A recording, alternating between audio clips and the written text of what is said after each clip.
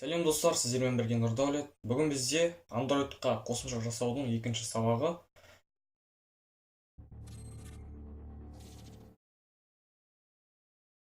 Бүгін біздер Android студияда жаңадан проект ашамыз. Проект жасауды үйретемін сіздерге. Енді бірінші Android студия бағдарламасына кіруіміз керек.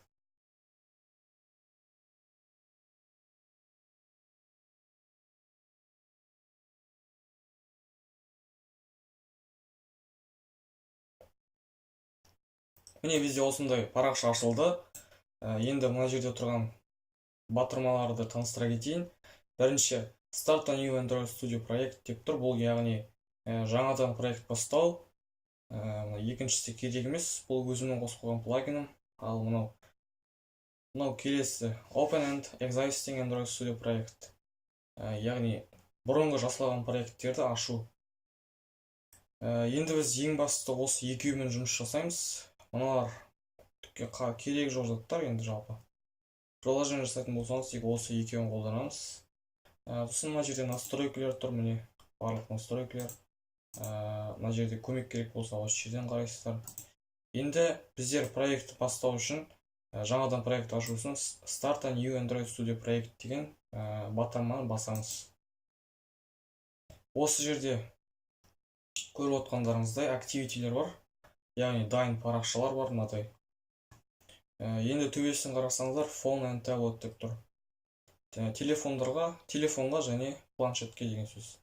Бұл яғни телефонға немесе планшетке істейтін болсаңыз, осыны таңдайсыздар.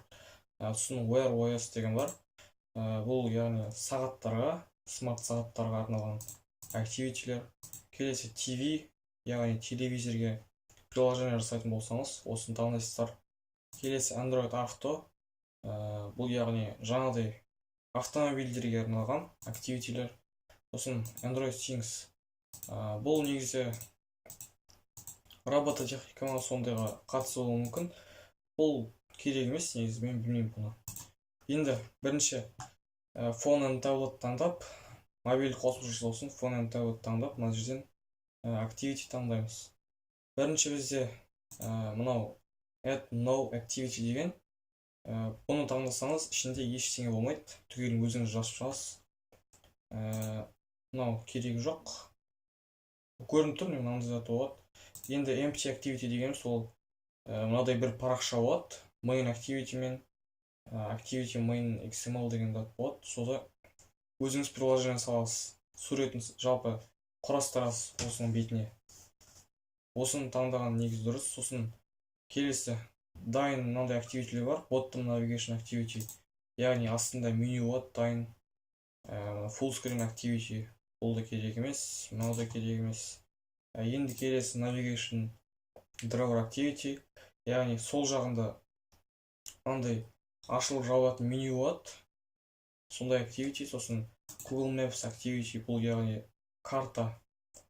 Google карта бар Activity. Login Activity. Логин пароль жазатын Activity, Scrolling Activity. Бұлай көтеріліп, қайттан түсіп, сондай Activity болу керек. Өзім көрмедім, бірақ. Сосын Tablet Activity, яғни мынандай меню болады. Өткізетін былай. Сосын Native C++ деген C++ Activity. Енді біздер Empty Activity таңдаймыз. Енді Next басамыз және сосын мына жерде бірінші Name деген ол приложениеміздің аты. Оған қалаған шрифттер жаза бересіздер. Қалаған қаріпте, қазақ тілінің қаріптері, орыс тілінікі, немесе латын қаріптерімен. Енді мен бұлай жазам. Келесі енді Package Name деген сол жаңағы приложениеміздің домені. Домен дегеніміз не? Домен дегеніміз ол приложениенің жалпы өзіне сай ID десек болады екен, сондай десек болады. ID емес, өзінің домені. Мысалы, екі бірдей домені бар приложениенің, мысалы, мынада қазір com.kz.nurkod деген тұр. Осындай домені бар екі приложение жасаймын. Екеуі де екі түрлі болсын, бірақ домендер бірдей болады.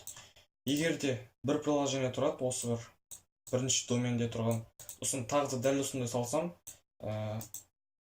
жалпы бұл екі бірдей домен бір телефонға салынбайды. екі бірдей домені бар екі түрлі приложение салсаңыз, оның біреуі ғана жазылады телефонға. Және де Play Marketке приложение салатын болсаңыздар, ссылкасының артында ID тең, сосын осындай домен тұрады приложениенің. Егер де бұрын Play Marketте дәл осындай домен бар приложение салса, сіз оны сала алмайсыз. Өзіңіздің приложениеңіздің доменін ауыстыруыңыз керек болады, сосын сала аласыз. Келесі енді сейф. Жоқ, бірінші мына доменде айтқандай былай екі сөз қылуға болады. Бір сөз қылуға болмайды. Бір сөз, нүкте, сосын тағы бір сөз. Сосын ары қарай кете береді, қалағанша жаза бересіз. Былай любой жаза береді, әйтеуір. com, kz, nur код деп қоямын доменді.